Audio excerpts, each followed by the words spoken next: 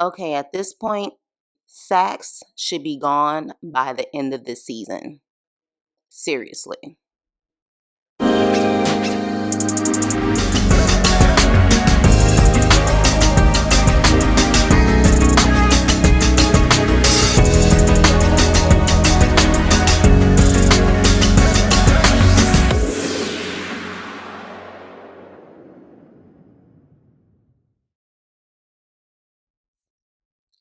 Hey, what's up and hello? This is the Chris Nicole giving you my views on life, love, and the world of entertainment through my eyes. And this is my review on Power Book 2, Ghost, Season 3, Episode 7, Deal or No Deal. It's allergy season, you guys, so if I sound congested or my voice doesn't sound the same, my apologies. I'm dealing with allergies right now, but we start off the episode with people getting bodied left and right, and this one guy who was almost about to meet his maker doesn't call 911 or maybe even a relative to say his goodbyes. No, he decides to text Kane to tell Kane that the Russians are attacking. The Russian kills the guy and decides to text Kane from the same phone saying, "You killed my boy, you will lose this war." Next, we see Monet with Lorenzo's killer Gordo and Drew's lover boy as well. And she says it's his fault to pin Lorenzo's death on the Russians.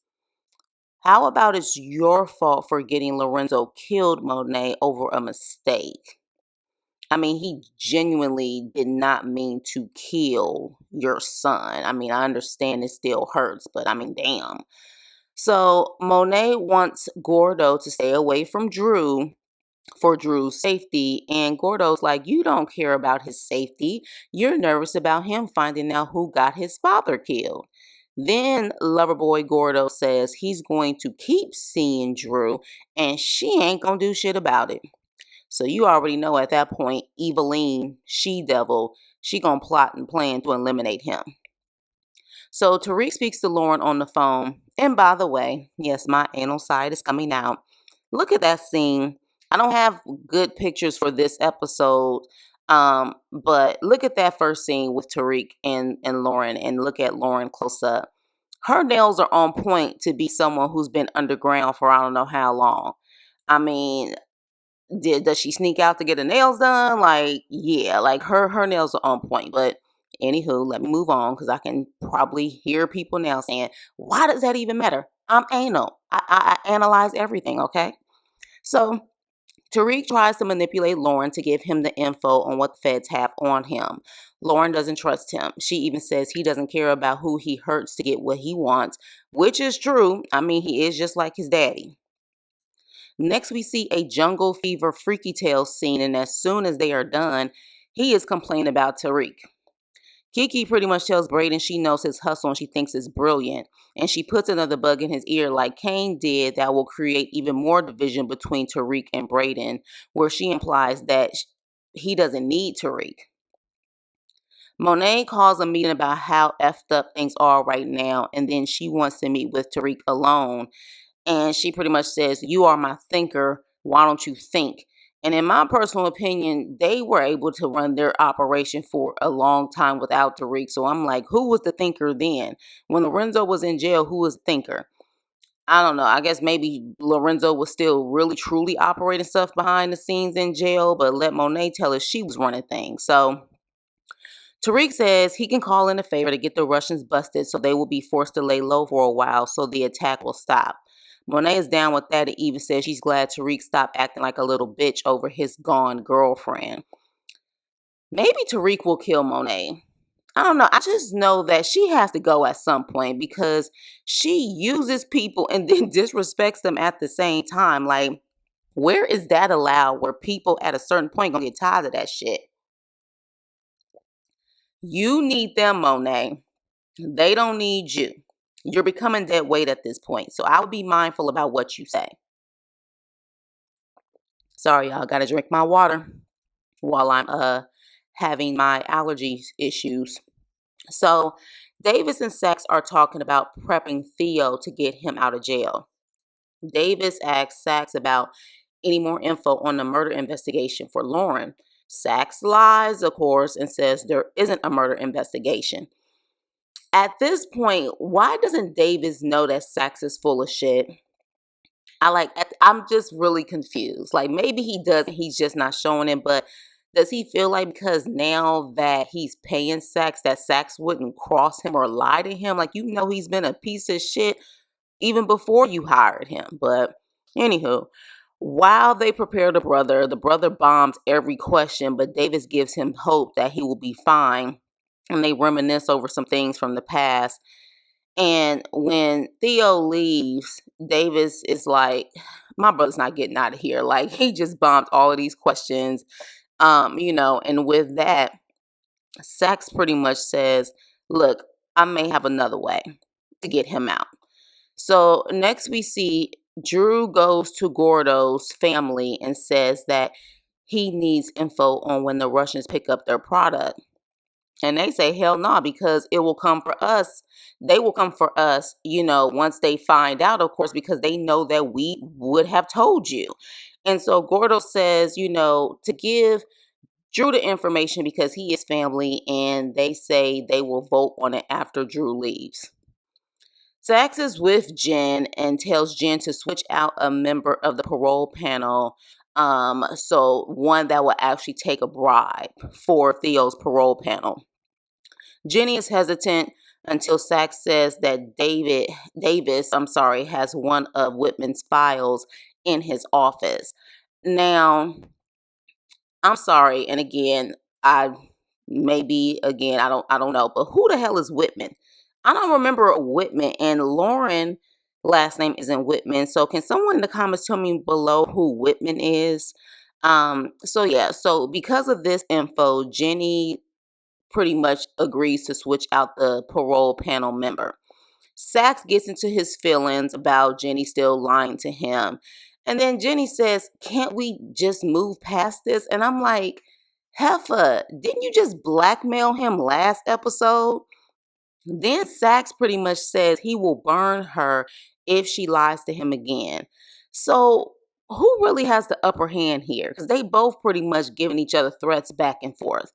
And I don't see how Jenny is really shook or Saxe is really shook. So who really has the upper hand? I'm going to assume Jenny does because Jenny still works for the government. Then Saxe puts a bug in Jenny's ear that if someone in the DA office didn't tip Tariq off, maybe Lauren gave him info. And Jenny's like, that's impossible. Well, dumbass, it's very possible and factual. In fact, again, we are dealing with this show being in today's society. So I'm assuming 2022, 2023. At what point do you not bug everyone's phone or clone everyone's phone to make sure who people are talking to, especially your main witness? Like, at this point, you really have to make sure that you can trust everything and protect her at all costs. But anywho, Tariq meets up with Tate in a public area to give him information about the Russians. Okay, so is it really realistic for a man who is running for office to meet up with Tariq in a public area to hand off information like that? Maybe. No.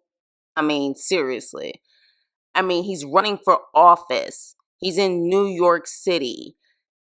It's literally, yes, it's dark, but people walk past and drive past all the time.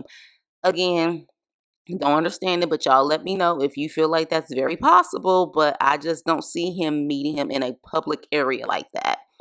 So Monet is going back down memory lane with Kai to try and convince him to help with the Russians. Kai says it's a bad time right now, and him and Drew get into it.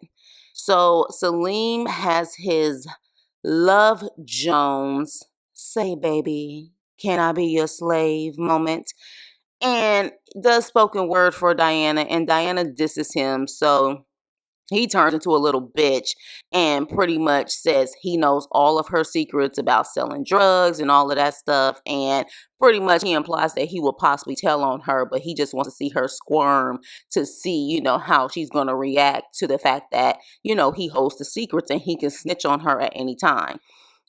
Celine, not a good move. I mean, if you know her family's about that life and you know to a certain extent Diana is about that life, you're stupid to say something like that because you could die. Like, literally, is Diana worth dying for? I guess. So Tariq tries to get the picture of Noma and her kid from Effie, and Effie says fine if she can get back into the business. Tariq goes in again on Effie and says Effie only thinks about herself. And I'm like, okay, so you guys will be perfect for each other because you guys are both the same. Effie calls him a weak little bitch, and at this point, she is no longer crying like she was at the little lake. So I think she's about to move on to Kane. Braden is trying to get the servers fixed for his drug business when he hears a noise and sees someone leave out of a door with bags of shredded paperwork.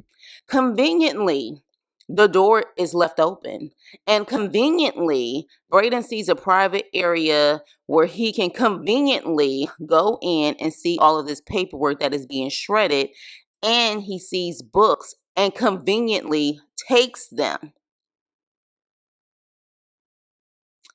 not realizing that maybe someone would possibly see them missing.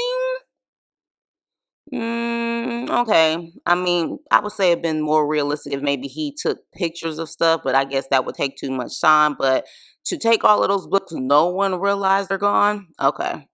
So Tate is able to get the police information, as far as, I mean, he's able to give them the information regarding the Russians. And then, of course, he's able to look good for the cameras. And then Jenny and the rest of her little DA government crew figures out everything conveniently, and says that at the end of the day, Tariq and Braden's clients may be the key for them to be able to get the information they need, their drug clients. So Kane meets with Effie and passes her a bag of drugs in broad daylight, and Effie refuses to take any money from Kane to pay for school because at this point she's desperate. She didn't get as many bricks that she thought she was going to get to pay for school, so she's like in panic mode. Kane tries to give her money. She's like, no, I don't need your charity work, because her pride. She'd rather just sell the drugs and make her own money versus just taking money from someone. So she leaves and says, I'll figure this out on my own. I don't need your charity work. Next, we have the exposition classroom scene about fair deals and motives. So moving on, because you guys know how I feel about these classroom scenes. And by the way, why is this the only class we see them in? They're in college. They have multiple classes. Why do we only see them in this class with this teacher?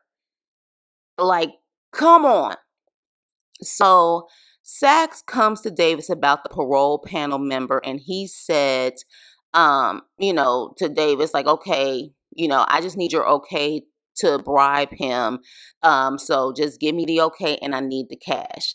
And then Davis opens up a cabinet full of cash, and Sachs is definitely eyeing that cash. And I'm just like, again, Davis, why are you trusting Sachs? Like, Davis is that lawyer that's also from the streets. He should know and feel that Sachs is a shady MFer.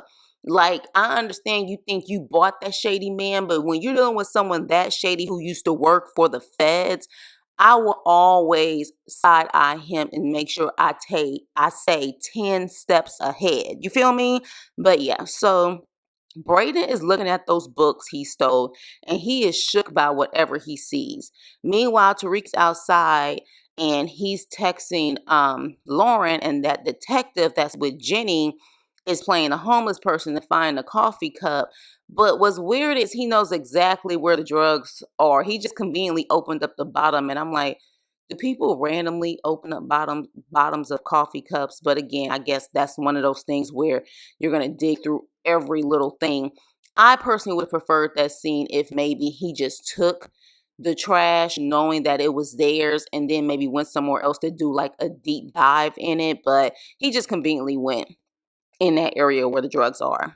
So Diana puts Salim on blast. We find out that he is not, in fact, a Will Smith from Bel Air, but he is in fact a Carlton Banks and was adopted by two wealthy white people. Diana blackmails him to keep his mouth shut. Bravo, Diana. Take your power back, girl, because I was getting nervous about you. You was constantly looking like a hand-me-down and weak as hell. Take your power back. So bravo. Monet tries to manipulate Kane, and he is over it and isn't having it. Monet tries to seduce Kai, and then when Kai hears something outside, she takes out a shank and tries to kill him. And Kai instantly reacts and starts to choke Monet. Kane comes in to save his mother, and while Kane leaves, Eveline takes her burner phone and sends a text about the family not believing the Russians took out Lorenzo and places the phone in Kai's pocket. Drew and Kane come in and they hear Kai's phone, or they think it's his phone, and Drew decides to look at the phone. And at that point, he sees the plan that, of course, Monet set up. And now Drew thinks that Kai killed Lorenzo. I don't know how long that's going to last, Monet. Yeah. And side note, again, child, I ain't seen a flip phone in years. Do they even still make flip phones? Are burner phones automatically flip phones? Flip phones. I don't think I've seen one in over a decade. No lie. So Kane pays for Effie's tuition anyways, and she actually has a smile on her face when she texts him and she's like, I told you not to pay it. And he's like, you're welcome. Yeah, they're about to be a couple at this point. I don't know if Tariq is going to care though, unless, of course, Effie finds a way to get some type of get back through Kane. As far as Tariq is concerned, I don't know, but I don't know if Tariq doesn't care. So Monet, Kane, and Drew take Kai's head to the Russians, saying Kai played both of them and killed Lorenzo to frame the Russians, and do they have trust? The Russian agrees, but you can tell this may not be over. So David's brother gets out of jail, but he is not happy.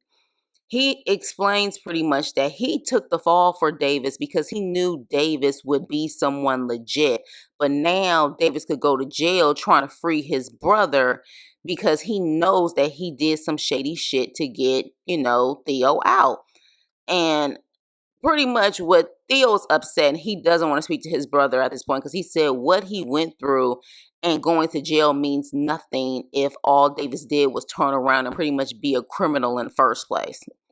So, well, it sounds like he was a criminal because he took the fall for something, but I guess he felt like once he legit became an attorney, don't go back down that path. But, I mean, hell, there's a lot of lawyers who are shady as hell. Like, at the end of the day, they just know the law. So that's why they sometimes just don't get caught. So Jenny and her crew are happy because they realize the Wall Street University scandal and Jamaica Avenue drug trades are all connected. So Drew is with Gordo, and while Gordo is in the shower, randomly Drew responds to the number in Kai's phone, or that's supposed to be Kai's phone, but again, that's Monet's burner phone. And pretty much Drew says, I'm on my way to hear that Gordo's burner phone is buzzing. He realizes his lover boy is the ops, and he kills him, and he is hurt. And of course, Monet, being the cold-hearted bitch that she is consoling him like she is not the one who orchestrated all of this. And by the way, this was nicely executed as far as what she did, as far as the writing is concerned. I'm sure we're going to see that someone is going to eventually find out what she did, but the way it was handled and how she could kill two birds with one stone with Kai and also with Gordo, that was done well. I can't wait until someone finds out though, because at this point, again, Monet is willing to hurt her kids. She's willing to do whatever to keep her bottom line and to get what she wants out of the situation and keep herself away from stuff. So Brayden goes to Kiki about his family, and we realize that the books that he found, he finds out that his family is a big Ponzi scheme, his family's business. So he pretty much is so upset. Then he goes to his uncle who's in the office, and the uncle and Kiki pretty much have been doing this hustle all along. So Kiki's job pretty much was to get close to Braden to get all the info, and now Braden is screwed because Tariq's trust fund money is in this company as well as Lorenzo's insurance money. And so with a Ponzi scheme, that means they not getting their money back. Okay. At the same time, the father is pretty much saying, you can't tell on me because I know about your drug business, and at least mine is at the Fed level, sir. So I will be in a nice little jail. Meanwhile, you would be like in a state prison. So this is interesting because it's like Tariq's trust money is gone and the insurance money. How the hell is Brayton gonna get out of this? So Tariq just randomly, okay, so gosh. So this is another scene that my acid reflex kicked in. I'm not gonna lie to you guys, it was hard for me to swallow. So Tariq just randomly goes to a DEA agent and says, hey, how much, to get your badge, your hat, and your jacket. And he shows him, which I'm going to assume is possibly about maybe $10,000. And the DEA agent just, okay, gives him the badge, gives him the jacket, gives him the hat. And the fact that Tariq says how much to get it, and it's that simple, first of all, that's not realistic. DEA agents are government employees who get paid well and get a nice pension. He is not about to just give up all of that for some punk ass $10,000, $20,000. Like, it's not gonna happen. And then again, they're outside. There are cameras nowadays. You can't walk down any street, especially in New York, that's not gonna have cameras on every street light and every building. So again, just not realistic and too easy. That DEA agent moved a little bit too swift as far as, oh, okay, here you go. Here's my badge. Here's my jacket. Here's my hat. Like, get the hell out of here. So Tariq meets with Lauren in the bathroom so she can hear the convo he recorded, setting up Effie to admit she did it on her own without Tariq. So Lauren decides to tell him that there is a RICO case they are building against him and the Tejadas, and the evidence on the drugs and the murders is there. And so with that, she also confirms that Sachs is working with the feds. He's known about this all along. So that's why I said if they don't take him out at this point, Sachs, what else is there to say? You just can't keep, this man has literally escaped death and so many other things for years when it comes to power. What else is there to say at this point? He has to go. So then we see Drew bringing his mom a plate of food. And Drew is the one who just got heartbroken, but he is there catering to his mother, which is interesting. But again, so during the family dinner, the DEA burst in and arrest Diana. Not Kane, not Drew, not Monet, but Diana. And she's honestly the one who wasn't trying to be involved and has less dirt than all of them. And she's the one who has to go. So after that, the episode ends. My predictions, of course, Sax is finally going to die. At least I hope so. I don't see a reason to keep him alive at this point. Like, it's too much. It's too much. I feel Diana's going to realize that she really needs to step away from her family if she truly wants to live her own life.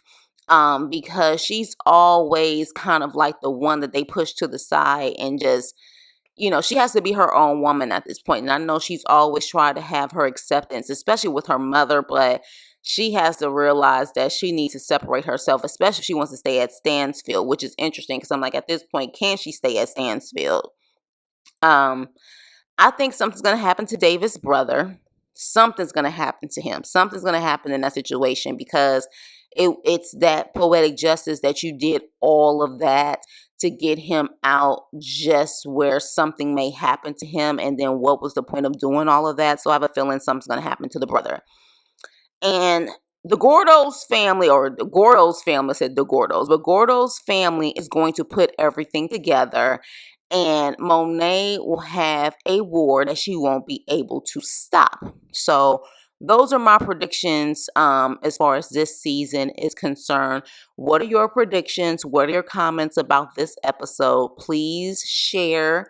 I definitely love to have convos with you guys, or healthy debates in the comment section about, the shows and what we think. So like, share, and subscribe, and I will see you on my next video. Peace.